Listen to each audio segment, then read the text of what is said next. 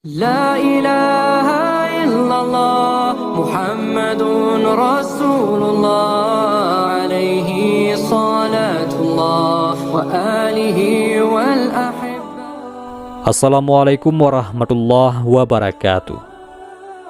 Kisah pendeta Yahudi dan Ali bin Abu Thalib ini termaktub dalam kitab Fadailul Khamsah Minasihai Sitah, mengutip dari kitab Qisasul Anbiya. Dengan panjang lebar, kitab Qisasul Anbiya meriwayatkan sebagai berikut.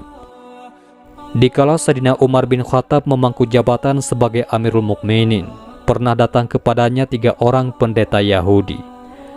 "Hai Khalifah Umar, Anda adalah pemegang kekuasaan sesudah Muhammad dan sahabatnya, yakni Abu Bakar," ujar mereka kepada Khalifah Umar bin Khattab. "Ya, apa tujuan kalian datang kepada kami?" tanya Khalifah Umar bin Khattab. "Kami hendak menanyakan beberapa masalah penting kepada Anda. Jika Anda dapat memberi jawaban kepada kami, barulah kami mau mengerti bahwa Islam merupakan agama yang benar dan Muhammad benar-benar seorang nabi. Dan sebaliknya, jika Anda tidak dapat memberi jawaban, berarti bahwa agama Islam itu batil dan Muhammad bukan seorang nabi.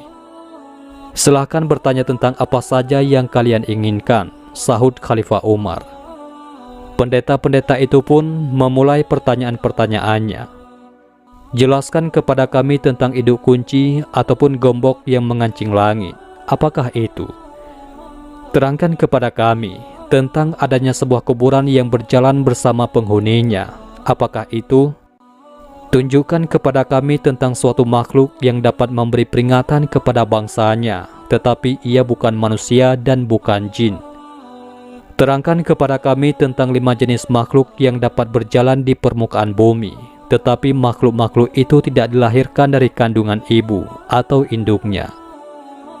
Beritahukan kepada kami apa yang dikatakan oleh burung puyuh di saat ia sedang berkicau.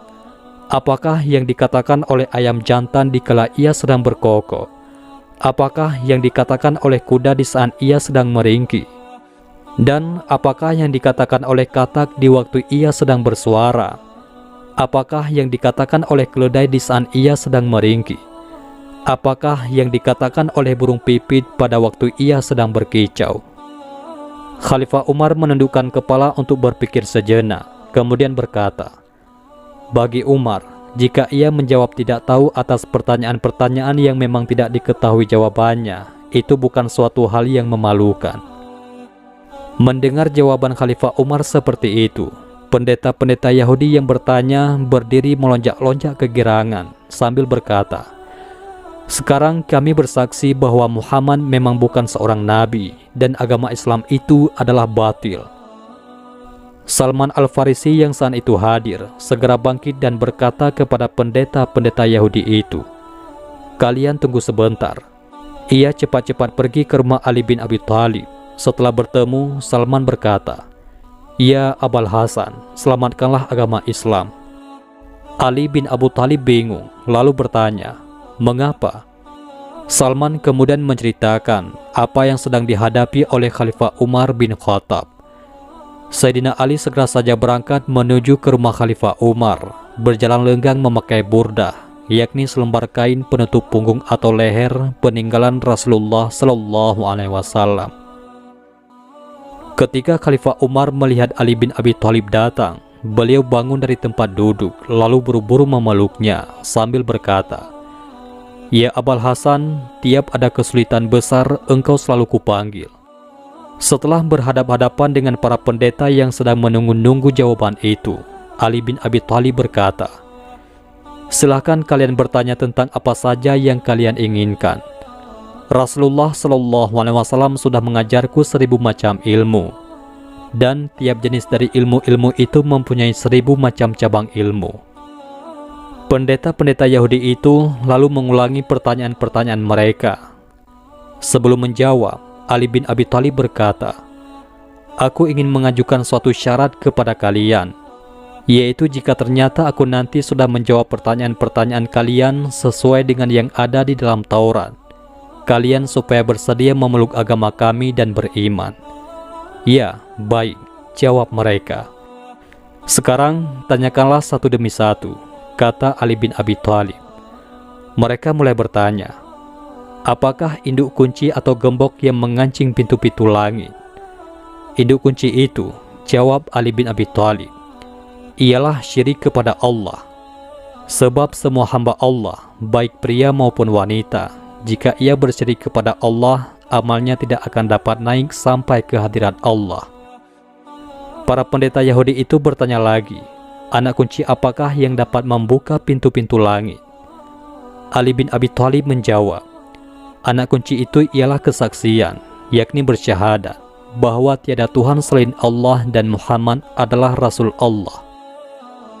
Para pendeta Yahudi itu saling pandang di antara mereka sambil berkata, orang itu benar juga. Mereka bertanya lebih lanjut, terangkanlah kepada kami tentang adanya sebuah kuburan yang dapat berjalan bersama penghuninya. Kuburan itu ialah ikan hiu yang menelan Nabi Yunus putra Mata, jawab Ali bin Abi Thalib. Nabi Yunus alaihissalam dibawa keliling ke 7 samudra. Pendeta-pendeta itu meneruskan pertanyaannya lagi. Jelaskan kepada kami tentang makhluk yang dapat memberi peringatan kepada bangsanya, tetapi makhluk itu bukan manusia dan bukan jin. Ali bin Abi Thalib menjawab, makhluk itu ialah semut Nabi Sulaiman putra Nabi Daud alaihissalam. Semut itu berkata kepada kaumnya, hai para semut, masuklah ke dalam tempat kediaman kalian, agar tidak diinjak-injak oleh Sulaiman dan pasukannya dalam keadaan mereka tidak sadar. Para pendeta Yahudi itu meneruskan pertanyaannya, beritahukan kepada kami tentang 5 jenis makhluk yang berjalan di atas permukaan bumi. Tetapi tidak satu pun di antara makhluk-makhluk itu yang dilahirkan dari kandungan ibunya atau induknya. Ali bin Abi Thalib menjawab, 5 makhluk itu ialah, pertama Adam, kedua Hawa, ketiga unta Nabi Soleh, keempat domba Nabi Ibrahim, dan yang kelima tongkat Nabi Musa yang menjelma menjadi seekor ular. Kemudian 2 di antara 3 orang pendeta Yahudi itu, setelah mendengar jawaban-jawaban serta penjelasan yang diberikan oleh Sayyidina Ali bin Abi Thalib, lalu mengatakan, kami bersaksi bahwa tiada Tuhan selain Allah dan Muhammad adalah Rasul Allah. Tetapi seorang pendeta lainnya bangun dan berdiri sambil berkata kepada Ali bin Abi Thalib, hai Ali, hati teman-temanku sudah dihinggapi oleh sesuatu yang sama seperti iman dan keyakinan mengenai benarnya agama Islam. Sekarang masih ada satu hal lagi yang ingin kutanyakan kepada Anda. Tanyakanlah apa saja yang kau inginkan, sahut Sayyidina Ali bin Abi Thalib. Coba terangkan kepadaku tentang sejumlah orang yang pada zaman dahulu sudah mati selama 309 tahun, kemudian dihidupkan kembali oleh Allah. Bagaimana hikayat tentang mereka itu? Tanya pendeta tadi. Ali bin Abi Thalib menjawab, hai pendeta Yahudi, mereka itu ialah para penghuni gua. Hikayat tentang mereka itu sudah dikisahkan oleh Allah Subhanahu wa Ta'ala kepada Rasulnya. Jika engkau mau, akan kubacakan kisah mereka itu. Pendeta Yahudi itu menyahut, aku sudah banyak mendengar tentang Quran kalian itu. Jika engkau memang benar-benar tahu, coba sebutkan nama-nama mereka, nama ayah-ayah mereka, nama kota mereka, nama raja mereka, nama anjing mereka, nama gunung serta gua mereka, dan semua kisah mereka dari awal sampai akhir. Ali bin Abi Thalib kemudian membetulkan duduknya, menekuk lutut ke depan perut, lalu ditopangnya dengan burdah yang diikatkan ke pinggangnya. Lalu beliau berkata, hai saudara Yahudi, Muhammad Rasulullah Sallallahu Alaihi Wasallam kekasihku telah menceritakan kepadaku bahwa kisah itu terjadi di negeri Romawi, di sebuah kota bernama Efesus, atau disebut juga dengan nama Tarsus. Tetapi nama kota itu pada zaman dahulu ialah Efesus. Baru setelah Islam datang, kota itu berubah nama menjadi Tarsus, yakni Tarsi, sekarang terletak di dalam wilayah Turki. Penduduk negeri itu dahulunya mempunyai seorang raja yang baik. Setelah raja itu meninggal dunia, berita kematiannya didengar oleh seorang raja Persia bernama Dikianius. Ia seorang raja kafir yang amat congkak dan zalim. Ia datang menyerbu negeri itu dengan kekuatan pasukannya dan akhirnya berhasil menguasai kota Efesus. Olehnya, kota itu dijadikan ibu kota kerajaan, lalu dibangunlah sebuah istana. Baru sampai di situ, pendeta Yahudi yang bertanya itu berdiri, terus bertanya, "Jika engkau benar-benar tahu, coba terangkan kepadaku bentuk istana itu, bagaimana serambi dan ruangan-ruangannya." Ali bin Abi Thalib menerangkan, "Hai saudara Yahudi, raja itu membangun istana yang sangat megah, terbuat dari batu marmer. Panjangnya 1 farsak dan lebarnya pun 1 farsak. Pilar-pilarnya yang berjumlah 1000 buah, semuanya terbuat dari emas. Dan lampu-lampu yang berjumlah 1000 buah, juga semuanya terbuat dari emas. Lampu-lampu itu bergelantungan pada rantai-rantai yang terbuat dari perak. Tiap malamnya, api dinyalakan dengan sejenis minyak yang harum baunya. Di sebelah timur serambi dibuat lubang-lubang cahaya sebanyak 100 buah. Demikian pula di sebelah baratnya, sehingga matahari sejak mulai terbit sampai terbenam selalu dapat menerangi serambi. Raja itu pun membuat sebuah singgasana dari emas. Panjangnya 80 hasta dan lebarnya 40 hasta. Di sebelah kanannya tersedia 80 buah kursi, semuanya terbuat dari emas. Disitulah para hulu balang kerajaan duduk. Di sebelah kirinya juga disediakan 80 buah kursi yang terbuat dari emas untuk duduk para pepatih dan penguasa-penguasa tinggi lainnya.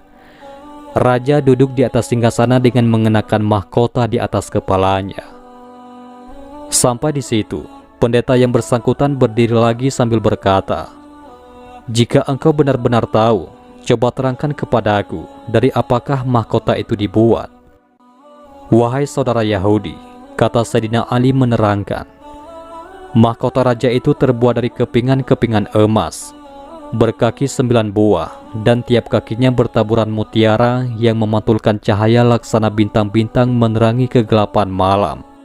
Raja itu juga mempunyai 50 orang pelayan, terdiri dari anak-anak para hulu balang. Semuanya memakai selempang dan baju sutra berwarna merah. Celana mereka juga terbuat dari sutra berwarna hijau. Semuanya dihias dengan gelang-gelang kaki yang sangat indah. Masing-masing diberi tongkat terbuat dari emas. Mereka harus berdiri di belakang raja. Selain mereka, raja juga mengangkat 6 orang, terdiri dari anak-anak para cendekiawan, untuk dijadikan materi-materi atau pembantu-pembantunya. 6 orang pembantu itu selalu berada di kanan kiri raja. 3 orang berdiri di sebelah kanan dan yang 3 orang lainnya berdiri di sebelah kiri." Pendeta yang bertanya itu berdiri lagi, lalu berkata, "Wahai Ali, jika yang kau katakan itu benar, coba sebutkan nama 6 orang yang menjadi pembantu-pembantu raja itu." Menanggapi hal itu, Sayyidina Ali menjawab, "Kekasihku Muhammad Rasulullah SAW menceritakan kepadaku bahwa 3 orang yang berdiri di sebelah kanan raja masing-masing bernama Tamlika, Miksalmina, dan Mikhaslimina. Adapun 3 orang pembantu yang berdiri di sebelah kiri masing-masing bernama Martelius, Cassitius, dan Sidemius.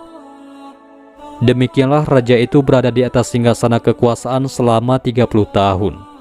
Selama itu ia tidak pernah diserang penyakit apapun, tidak pernah merasa pusing kepala, sakit perut, demam, berliur, berludah, ataupun beringus. Setelah sang raja merasa diri sedemikian kuat dan sehat, ia mulai congkak, durhaka, dan zalim.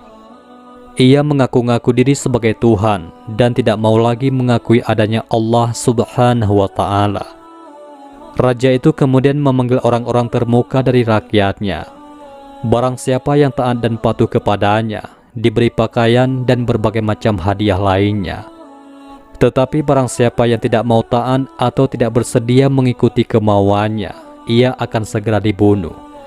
Oleh sebab itu, semua orang terpaksa mengiyakan kemauannya. Dalam masa yang cukup lama, semua orang patuh kepada raja itu, sampai ia disembah dan dipuja. Mereka tidak lagi memuja dan menyembah Allah Subhanahu wa Ta'ala. Pada suatu hari perayaan ulang tahunnya, raja sedang duduk di atas singgasana mengenakan mahkota di atas kepala. Tiba-tiba masuklah seorang hulubalang memberitahu bahwa ada bala tentara asing masuk menyerbu ke dalam wilayah kerajaannya dengan maksud hendak melancarkan peperangan terhadap raja. Demikian sedih dan bingungnya raja itu sampai tanpa disadari mahkota yang sedang dipakainya jatuh dari kepalanya. Kemudian raja itu sendiri jatuh terpelanting dari atas singgasana. Salah seorang pembantu yang berdiri di sebelah kanan, yakni seorang cerdas yang bernama Tamlika, memperhatikan keadaan sang raja dengan sepenuh pikiran. Ia berpikir, lalu berkata di dalam hati, kalau Dicyanus itu benar-benar Tuhan sebagaimana menurut pengakuannya, tentu ia tidak akan sedih, tidak tidur, tidak buang air kecil ataupun air besar. Itu semua bukanlah sifat-sifat Tuhan. 6 orang pembantu raja itu tiap hari selalu mengadakan pertemuan di tempat salah seorang dari mereka secara bergiliran.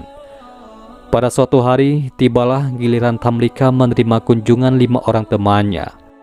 Mereka berkumpul di rumah Tamlika untuk makan dan minum, tetapi Tamlika sendiri tidak ikut makan dan minum. Teman-temannya bertanya, "Hai Tamlika, mengapa engkau tidak mau makan dan tidak mau minum?" "Teman-teman," sahut Tamlika, "hatiku sedang dirisaukan oleh sesuatu yang membuatku tidak ingin makan dan tidak ingin minum, juga tidak ingin tidur." Teman-temannya bertanya, "Apakah yang merisaukan hatimu, wahai Tamlika?" "Sudah lama aku memikirkan soal langit," ujar Tamlika menjelaskan. "Aku lalu bertanya pada diriku sendiri, siapakah yang mengangkatnya ke atas sebagai atap yang senantiasa aman dan terpelihara, tanpa gantungan dari atas dan tanpa tiang yang menopangnya dari bawah? Siapakah yang menjalankan matahari dan bulan di langit itu? Siapakah yang menghias langit itu dengan bintang-bintang bertaburan? Kemudian kupikirkan juga bumi ini. Siapakah yang membentang dan menghamparkannya di cakrawala? Siapakah yang menahannya dengan gunung-gunung raksasa agar tidak goyah, tidak goncang dan tidak miring? Aku juga lama sekali memikirkan diriku sendiri. Siapakah yang mengeluarkan aku sebagai bayi dari perut ibuku? Siapakah yang memelihara hidupku dan memberi makan kepada aku? Semuanya itu pasti ada yang membuat, dan sudah tentu bukan Dicyanus." Teman-teman Tamlika lalu bertekuk lutut di hadapannya. 2 kaki Tamlika diciumi sambil berkata, "Wahai Tamlika, dalam hati kami sekarang terasa sesuatu seperti yang ada di dalam hatimu. Oleh karena itu, baiklah engkau tunjukkan jalan keluar bagi kita semua." "Saudara-saudara," jawab Tamlika, "baik aku maupun kalian tidak menemukan akal selain harus lari meninggalkan raja yang zalim itu, pergi kepada Raja Pencipta langit dan bumi." "Kami setuju dengan pendapatmu," sahut teman-temannya. Tamlika lalu berdiri, terus beranjak pergi untuk menjual buah kurma, dan akhirnya berhasil mendapat uang sebanyak 3 dirham. Uang itu kemudian diselipkan dalam kantong baju, lalu berangkat berkendaraan kuda bersama-sama dengan 5 orang temannya. Setelah berjalan 3 mil jauhnya dari kota, Tamlika berkata kepada teman-temannya, "Saudara-saudara, kita sekarang sudah terlepas dari Raja Dunia dan dari kekuasaannya. Sekarang turunlah kalian dari kuda dan marilah kita berjalan kaki. Mudah-mudahan Allah akan memudahkan urusan kita serta memberikan jalan keluar." Mereka turun dari kudanya masing-masing, lalu berjalan kaki sejauh 7 farsak, sampai kaki mereka bengkak berdarah karena tidak biasa berjalan kaki sejauh itu. Tiba-tiba datanglah seorang pengembala menyambut mereka. Kepada pengembala itu, mereka bertanya, "Hai pengembala, apakah engkau mempunyai air minum atau susu?" "Aku mempunyai semua yang kalian inginkan," sahut pengembala itu. "Tetapi kulihat wajah kalian semuanya seperti kaum bangsawan. Aku menduga kalian itu pasti melarikan diri. Coba beritahukan kepadaku bagaimana cerita perjalanan kalian itu." "Ah, susahnya orang ini," jawab mereka. "Kami sudah memeluk suatu agama, kami tidak boleh berdusta. Apakah kami akan selamat jika kami mengatakan yang sebenarnya?" "Ya," jawab pengembala itu. Tamlika dan teman-temannya lalu menceritakan semua yang terjadi pada diri mereka. Mendengar cerita mereka, pengembala itu segera bertekuk lutut di depan mereka, dan sambil menciumi kaki mereka, ia berkata, "Dalam hatiku sekarang terasa sesuatu seperti yang ada di dalam hati kalian. Kalian berhenti sajalah dulu di sini. Aku hendak mengembalikan kambing-kambing itu kepada pemiliknya. Nanti aku akan segera kembali lagi kepada kalian." Tamlika bersama teman-temannya berhenti. Pengembala itu segera pergi untuk mengembalikan kambing-kambing gembalaannya. Tak lama kemudian, ia datang lagi berjalan kaki diikuti oleh seekor anjing miliknya. Waktu cerita Sayyidina Ali bin Abu Thalib sampai di situ, pendeta Yahudi yang bertanya melonjak berdiri lagi sambil berkata, "Hai Ali, jika engkau benar-benar tahu, coba sebutkan apakah warna anjing itu dan siapakah namanya."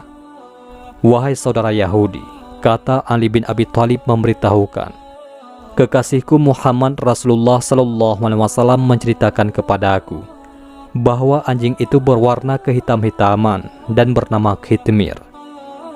Ketika 6 orang pelarian itu melihat seekor anjing, masing-masing saling berkata kepada temannya, 'Kita khawatir kalau anjing itu nantinya akan membongkar rahasia kita.' Mereka minta kepada pengembala supaya anjing itu dihalau saja dengan batu. Anjing itu melihat kepada Tamlika dan teman-temannya, lalu duduk di atas 2 kaki belakang, menggeliat dan mengucapkan kata-kata dengan lancar dan jelas sekali. 'Hai orang-orang, mengapa kalian hendak mengusirku? Padahal aku ini bersaksi tiada Tuhan selain Allah. Tak ada sekutu apapun baginya. Biarlah aku menjaga kalian dari musuh. Dan dengan berbuat demikian, aku mendekatkan diriku kepada Allah Subhanahu wa Ta'ala.' Anjing itu akhirnya dibiarkan saja. Mereka lalu pergi. Pengembala tadi mengajak mereka naik ke sebuah bukit, lalu bersama mereka mendekati sebuah gua. Pendeta Yahudi yang menyanyikan kisah itu bangun lagi dari tempat duduknya sambil berkata, "Apakah nama gunung itu dan apakah nama gua itu?" Sayyidina Ali menjelaskan, "Gunung itu bernama Naglus dan nama gua itu ialah Wasi, atau disebut juga dengan nama Keram." Ali bin Abi Thalib meneruskan ceritanya. "Secara tiba-tiba, di depan gua itu tumbuh pepohonan berbuah dan memancur mata air deras sekali. Mereka makan buah-buahan dan minum air yang tersedia di tempat itu. Setelah tiba waktu malam, mereka masuk berlindung di dalam gua. Sedang anjing yang sejak tadi mengikuti mereka berjaga-jaga duduk sambil menjulurkan 2 kaki depan untuk menghalang-halangi pintu gua. Kemudian Allah Subhanahu wa Ta'ala memerintahkan malaikat maut supaya mencabut nyawa mereka. Kepada masing-masing orang dari mereka, Allah Subhanahu wa Ta'ala mewakilkan 2 malaikat untuk membalik-balik tubuh mereka dari kanan ke kiri.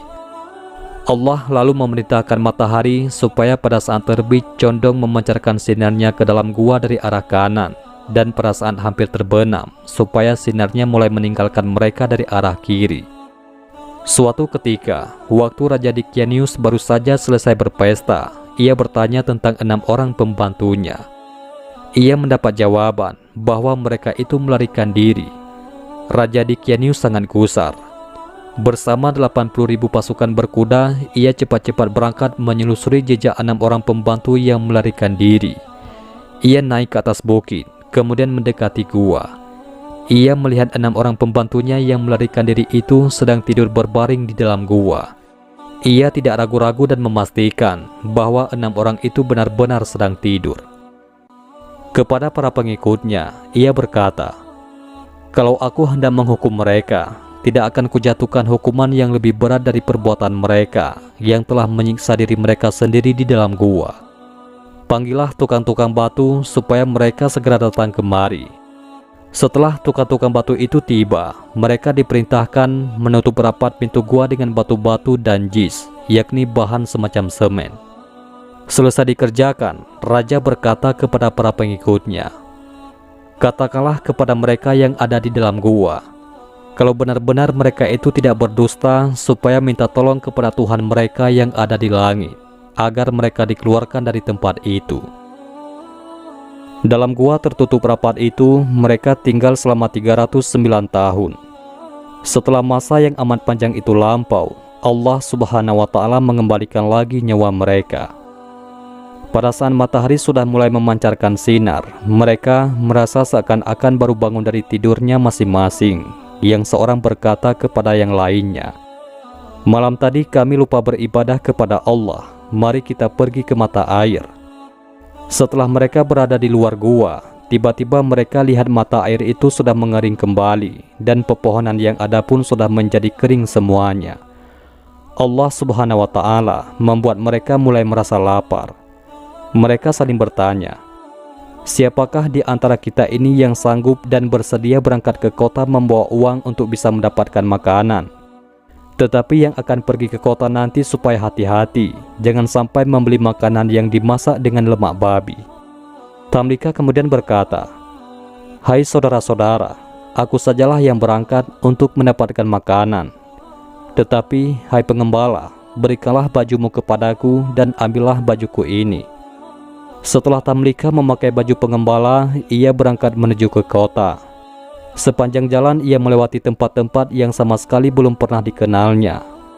Setibanya dekat pintu gerbang kota, ia melihat bendera hijau berkibar di angkasa bertuliskan, "Tiada Tuhan selain Allah dan Isa adalah utusan Allah." Tamlika berhenti sejenak memandang bendera itu sambil mengusap-usap matanya, lalu berkata seorang diri, "Kusangka aku ini masih tidur."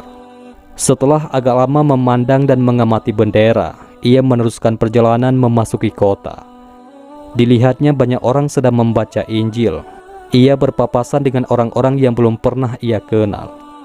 Setibanya di sebuah pasar, ia bertanya kepada seorang penjajah roti, "Hai tukang roti, apakah nama kota kalian ini?"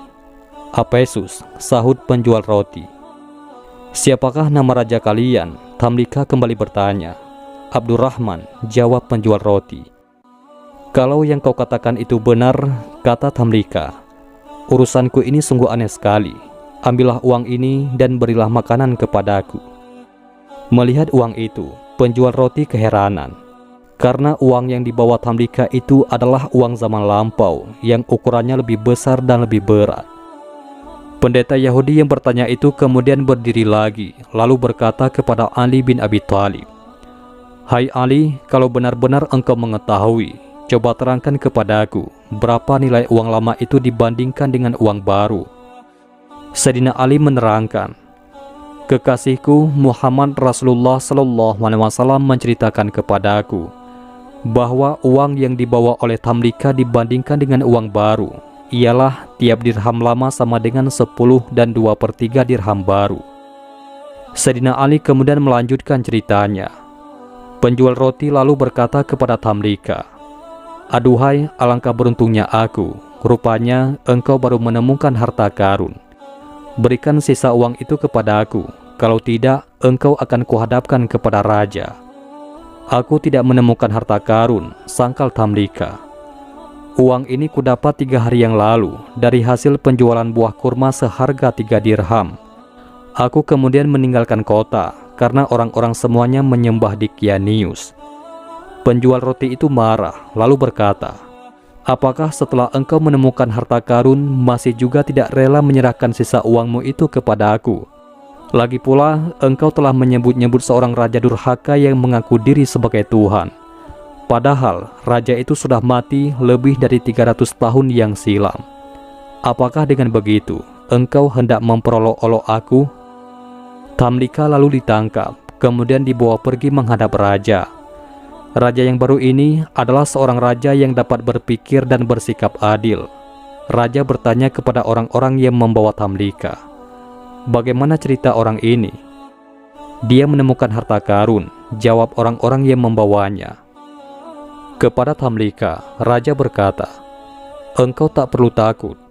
Nabi Isa alaihissalam memerintahkan supaya kami hanya memungut 1/5 saja dari harta karun itu. Serahkanlah yang 1/5 itu kepadaku, dan selanjutnya engkau akan selamat."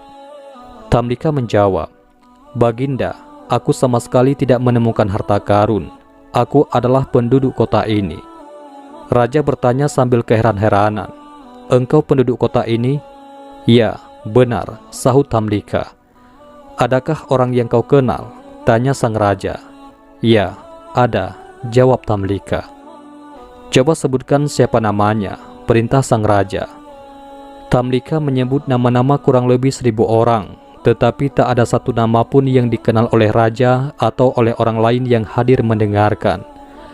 Mereka berkata, "Ah, semua itu bukan nama orang-orang yang hidup di zaman kita sekarang. Tetapi, apakah engkau mempunyai rumah di kota ini?" "Ya, tuanku," jawab Tamlika. "Utuslah seorang menyertai aku." Raja kemudian memerintahkan beberapa orang menyertai Tamlika pergi. Oleh Tamlika, mereka diajak menuju ke sebuah rumah yang paling tinggi di kota itu. Setibanya di sana, Tamlika berkata kepada orang-orang yang mengantarkan, "Inilah rumahku." Pintu rumah itu lalu diketuk. Keluarlah seorang lelaki yang sudah sangat lanjut usia. Sepanjang alis di bawah keningnya sudah sedemikian putih dan mengkerut hampir menutupi mata karena sudah terlampau tua. Ia terperanjat ketakutan, lalu bertanya kepada orang-orang yang datang, "Kalian ada perlu apa?"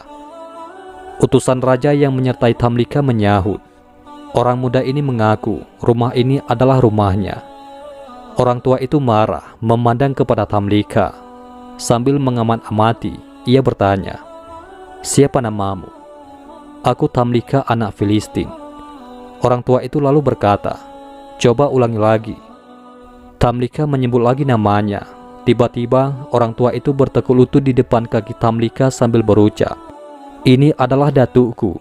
Demi Allah, ia salah seorang di antara orang-orang yang melarikan diri dari Dicanius, yakni raja yang durhaka." Kemudian diteruskannya dengan suara haru, "Ia lari berlindung kepada Yang Maha Perkasa, pencipta langit dan bumi." Nabi kita Isa alaihissalam dahulu telah memberitahukan kisah mereka kepada kita dan mengatakan bahwa mereka itu akan hidup kembali. Peristiwa yang terjadi di rumah orang tua itu kemudian dilaporkan kepada raja. Dengan menunggang kuda, raja segera datang menuju ke tempat Tamlika yang sedang berada di rumah orang tua tadi. Setelah melihat Tamlika, raja segera turun dari kuda. Oleh raja, Tamlika diangkat ke atas pundak. Sedangkan orang banyak beramai-ramai menciumi tangan dan kaki Tamlika sambil bertanya-tanya, "Hai Tamlika, bagaimana keadaan teman-temanmu?" Kepada mereka, Tamlika memberitahu bahwa semua temannya masih berada di dalam gua. Pada masa itu kota Apesus diurus oleh 2 orang bangsawan istana. Seorang beragama Islam dan seorang lainnya lagi beragama Nasrani. 2 orang bangsawan itu bersama pengikutnya masing-masing pergi membawa Tamlika menuju ke gua. Demikian Sayyidina Ali melanjutkan ceritanya. Teman-teman Tamlika semuanya masih berada di dalam gua itu. Setibanya dekat gua, Tamlika berkata kepada 2 orang bangsawan dan para pengikut mereka, "Aku khawatir kalau sampai teman-temanku mendengar suara tapak kuda atau gemerincingnya senjata. Mereka pasti menduga bahwa Dicanius datang dan mereka bakal mati semua. Oleh karena itu, kalian berhenti saja di sini. Biarlah aku sendiri yang akan menemui dan memberitahu mereka." Semua berhenti menunggu dan Tamlika masuk seorang diri ke dalam gua. Melihat Tamlika datang, teman-temannya berdiri kegirangan dan Tamlika dipeluknya kuat-kuat. Kepada Tamlika, mereka berkata, "Puji dan syukur bagi Allah yang telah menyelamatkan dirimu dari Dicanius." Tamlika menukas, "Ada urusan apa dengan Dicanius? Tahukah kalian sudah berapa lamakah kalian tinggal di sini?" "Kami tinggal sehari atau beberapa hari saja," jawab mereka. "Tidak," sangkal Tamlika. "Kalian sudah tinggal di sini selama 309 tahun. Dicanius sudah lama meninggal dunia. Generasi demi generasi sudah lewat silih berganti, dan penduduk kota itu sudah beriman kepada Allah yang Maha Agung. Mereka sekarang datang untuk bertemu dengan kalian."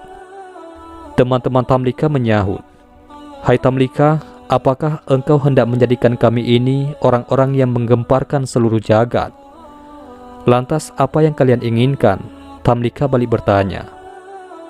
"Angkatlah tanganmu ke atas dan kami pun akan berbuat seperti itu juga," jawab mereka. Mereka bertujuh semua mengangkat tangan ke atas, kemudian berdoa, "Ya Allah, dengan kebenaran yang telah Kau perlihatkan kepada kami tentang keanehan-keanehan yang kami alami sekarang ini, cabutlah kembali nyawa kami tanpa sepengetahuan orang lain." Allah Subhanahu wa Ta'ala mengabulkan permohonan mereka, lalu memerintahkan malaikat maut mencabut kembali nyawa mereka. Kemudian Allah Subhanahu wa Ta'ala melenyapkan pintu gua tanpa bekas. Dua orang bangsawan yang menunggu-nunggu segera maju mendekati gua, berputar-putar selama 7 hari untuk mencari-cari pintunya, tetapi tanpa hasil. Tak dapat ditemukan lubang atau jalan masuk lainnya ke dalam gua. Pada saat itu, dua orang bangsawan tadi menjadi yakin tentang betapa hebatnya kekuasaan Allah Subhanahu wa Ta'ala.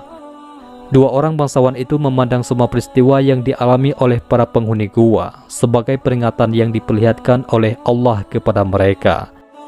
Bangsawan yang beragama Islam lalu berkata, "Mereka wafat dalam keadaan memeluk agamaku.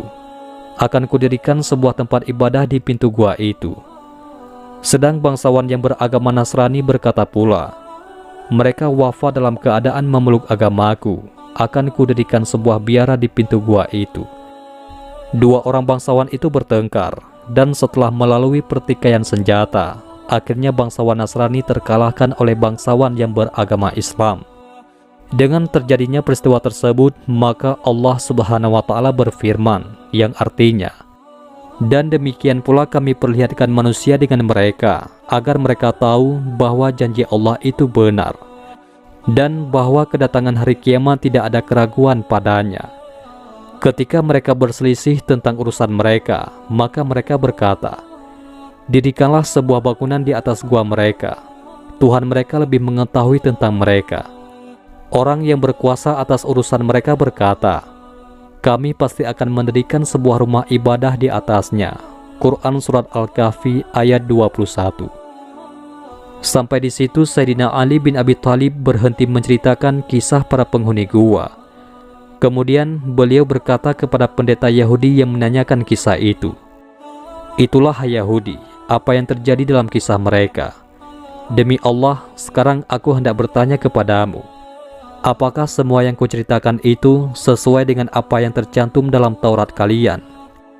Pendeta Yahudi itu menjawab, "Ya Abul Hasan, engkau tidak menambah dan tidak mengurangi, walau satu huruf pun.